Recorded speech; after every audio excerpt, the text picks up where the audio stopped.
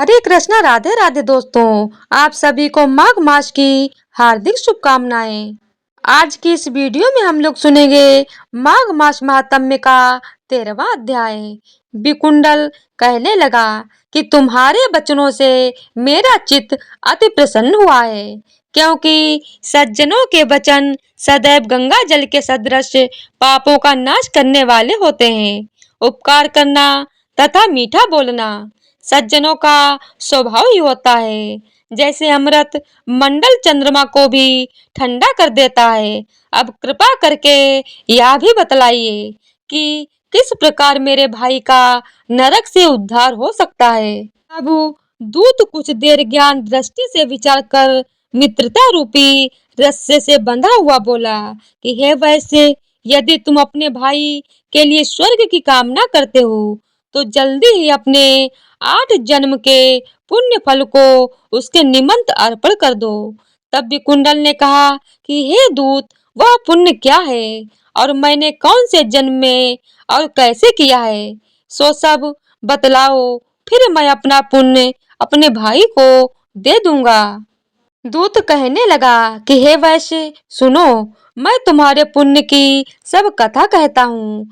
पूर्व समय में मधुवन में शाल्की नाम का ऋषि था। वह बड़ा तपेश्वरी ब्रह्मा के समान तेज वाला था। नवग्रह की तरह उसकी स्त्री रेवती के 9 पुत्र थे, जिनके नाम ध्रुव, शशि, बुध, तार, ज्योतिमान थे। इन पांचों ने गृहस्थ आश्रम धारण किया तथा निर्मोह, जितमाय, ध्याननिष्ठ और गुणातग से ये चारों संन्यास ग्रहण कर वन में रहने लगे। ये शिखा सूत्र से रहित पत्थर और सोने को समान समझते थे। जो कोई अच्छा या बुरा उनको अन्न देता वही खा लेते, और कोई कैसा भी कपड़ा दे देता उसको ही पहन लेते। सदैव ब्रह्म के ही ध्यान में लगे रहते थे। इन चारों ने व्रत, शीत, निद्रा और आहार सबको जीत लिया। बस चराचर को विष्णु रूप समझते हुए मौन धारण करके संसार में विचरते थे। ये चारों महात्मा तुम्हारे घर आए जब तुमने मध्याह्न के समय भूखे प्यासे इनको आंगन में देखा, तो तुमने गदगद कंठ से आंखों में आंसू भरकर इनको नमस्कार करके इनका बड़ा आदर सत्कार किया। इनके चरणों को धोकर बड़े प्रेम से तुम इनसे कहने लगे कि आज मेरे अहो भाग्य हैं, आज मेरा जन्म सफल हुआ, मुझ पर भगवान प्रसन्न हुए, मैं सनाथ हुआ। मेरे माता पिता, पत्नी, पुत्र, गौ आदि सभी धन्य हैं, जो आज मैंने हरि के सदृश आपके दर्शन किए। सो हे वैश्य, इस प्रकार तुमने श्रद्धा से उनका पूजन किया और चरण धोकर जल को मस्तक से लगाया। फिर विधि पूर्वक इनका पूजन करके तुमने इन सन्यासियों को भोजन कराया। इन सन्यासियों ने भोजन करके रात को तुम्हारे घर में विश्राम किया और ब्रह्मा के ध्यान में लीन हो गए।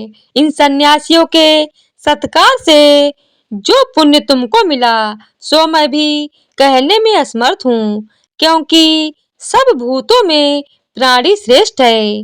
प्राणियों में बुद्धि वाले, बुद्धि वालों में मनुष्य, मनुष्यों में ब्राह्मण, विद्वानों में पुण्यात्मा और पुण्यात्मा में ब्रह्मज्ञानी सर्वश्रेष्ठ हैं। ऐसी ही संगति से बड़े बड़े पाप नष्ट हो जाते हैं। यह पुण्य तुमने अपने पहले 8वें जन्म में किया था।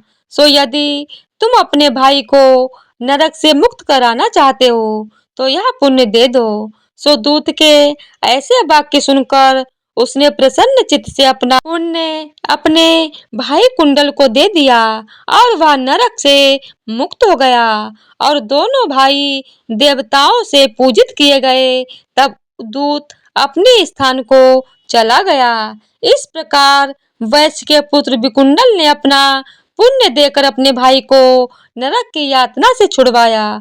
सो हे राजन, जो कोई इस इतिहास को पढ़ता या सुनता है वह 1000 गोदान का फल प्राप्त करता है। तो इसी तरह से माघ मास महात्म्य का 13वां अध्याय संपूर्ण हुआ। बोलिए जय श्री हरि, विष्णु भगवान की जय हो। ओम नमो भगवते वासुदेवाय नमः।